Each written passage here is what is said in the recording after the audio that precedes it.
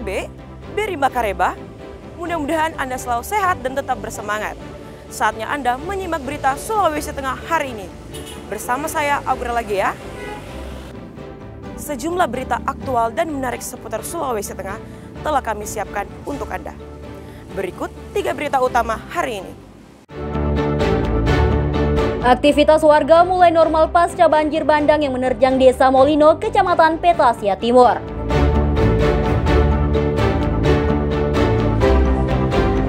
Ratusan siswa SMPN 2 Poso Pesisir belajar di tenda darurat karena gedung sekolah rusak diguncang gempa.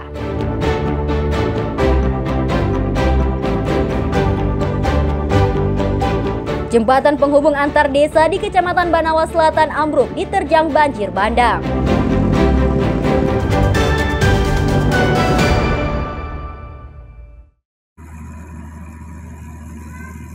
Sehari pasca banjir bandang yang menerjang Desa Molino, Kecamatan Petasia Timur, Kabupaten Morowali Utara, arus lalu lintas di Jalan Trans Sulawesi lancar kembali. Namun material banjir bercampur lumpur masih menggenangi sejumlah rumah dan permukiman. Pemerintah Kabupaten Morowali Utara telah mengerahkan sejumlah alat berat untuk menggusur material banjir dan lumpur berwarna merah yang menutupi badan jalan. Sedangkan perusahaan tambang yang menjadi pemicu banjir sudah diperintahkan untuk berhenti sementara beroperasi. Warga Desa Molino kini sibuk menyingkirkan lumpur yang menggenangi rumahnya. Tidak hanya rumah warga dan areal perkebunan, sejumlah kendaraan motor juga terendam banjir. Meski banjir sudah surut, namun masih meninggalkan trauma mendalam bagi sebagian warga. Apalagi salah seorang warga bernama Fitriani nyaris jadi korban meski rumahnya yang hanyut terbawa arus banjir. Kita sudah bisa melihat begitu itu maut di depan mata kita, nyawa kita taruhannya. Dan saya sudah merasakan secara langsung. Harapannya, iya, perusahaan di sini bisa lah bagaimana mengantisipasi untuk jaminan di ke depan, bagaimana supaya kami dijamin bukan cuma jamin hartanya tapi nyawa kami taruhannya. Menyikapi musibah banjir tersebut, pemerintah daerah telah melakukan pertemuan dengan masyarakat dan PT Bumanik yang diduga menjadi pemicu terjadinya banjir Kamis siang. Dari pertemuan itu, perusahaan tambang tersebut berjanji akan membantu warga yang terdampak banjir. Tindak lanjut dari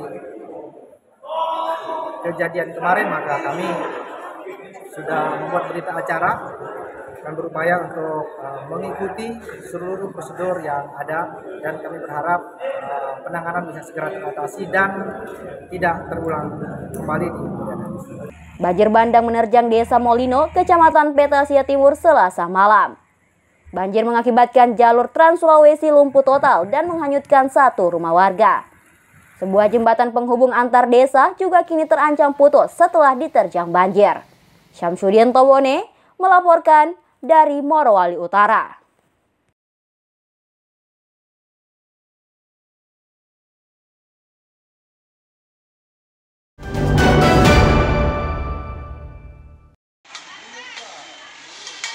Gempa berkekuatan 5,8 yang mengguncang Kabupaten Poso 17 Agustus lalu mengakibatkan sejumlah gedung sekolah rusak parah.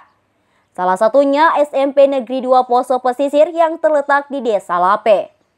Sejumlah ruang kelas di sekolah tersebut tidak bisa digunakan karena dindingnya retak sehingga membahayakan keselamatan siswa maupun guru. Rusaknya gedung sekolah tersebut membuat pimpinan sekolah memutuskan sementara waktu kegiatan belajar mengajar di tenda darurat.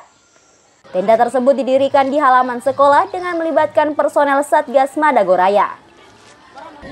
Mengucapkan terima kasih kepada Satgas Preventif Operasi Madagoraya yang mana telah memberikan bantuan kepada sekolah kami yang akan mengikuti kegiatan ANBK selama 1 minggu ke depan, yang mana gedung kami kena pasca gempa pada tanggal 17 Agustus 2025, yang mana gedung itu tidak bisa digunakan, banyak sekali retakan-retakan yang ada di dalam gedung itu, sehingga kami membutuhkan tenda darurat untuk kegiatan tersebut. Meski belajar di bawah tenda darurat, namun para siswa tetap terlihat semangat. Apalagi saat ini sedang mengikuti asesmen nasional berbasis komputer. Kegiatan belajar tersebut berlangsung selama sepekan. Syamsuddin Tobone melaporkan dari Poso.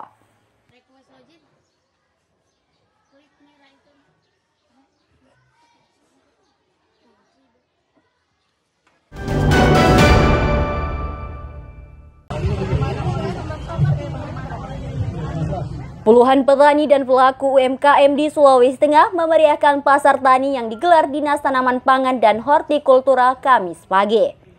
Ajang rutin ini digelar sebagai wadah untuk memperkenalkan produk hasil pertanian hingga olahan UMKM langsung kepada masyarakat. Untuk kegiatan kali ini tersedia 42 lapak dan 9 stand pameran dari masing-masing bidang di Dinas TPH Sulteng. Sekitar 100 peserta terlibat didominasi kelompok petani dari Kabupaten Sigi dan Donggala. Ada kelompok pasar tani, jadi mereka biasa tiap bulan, Ibu kapan lagi kita laksanakan pasar tani, jadi itu memotivasi mereka untuk bisa berbuat lebih bagus. Karena kalau mereka berharap kalau hanya menjual di tempatan biasanya kurang laku, jadi kami bantulah untuk bisa mereka menjual mereka punya barang-barang seperti itu. Kasihan mereka kalau hanya di desa di mana itu hanya terkumpul di situ. Jadi kalau di sini mereka bisa luas, jadi mungkin ada di situ apa yang membutuhkan mereka bisa ambil nomor dari kami. Jadi kami langsung arahkan ke mereka gitu. Jadi memudahkan mereka untuk pemasaran mereka ke depan. Beragam produk unggulan diperkenalkan mulai dari sayuran, buah, cabai hingga bawang goreng yang sudah menjadi produk lokal ikonik Sulawesi Tengah. Bagi pelaku UMKM, pasar tani tak sekedar tempat berjualan, melainkan juga ruang untuk membangun jaringan pemasaran yang lebih luas. Dengan begini kita bisa memberikan kami ruang untuk mencari rezeki agar kami pelaku UMKM-nya bisa terus maju, berkembang gitu. Tidak stagnan di sini aja gitu. Panitia berharap melalui pasar tani, distributor hingga pembeli bisa langsung terhubung dengan kelompok tani, sehingga produksi dan pemasaran lebih terjamin. Kegiatan ini juga ajang edukasi bagi mahasiswa dan masyarakat untuk melihat lebih dekat kondisi pertanian, sekaligus memperkenalkan program pengembangan hortikultura yang saat ini tengah berjalan. Syahrul Cahya melaporkan dari Palu.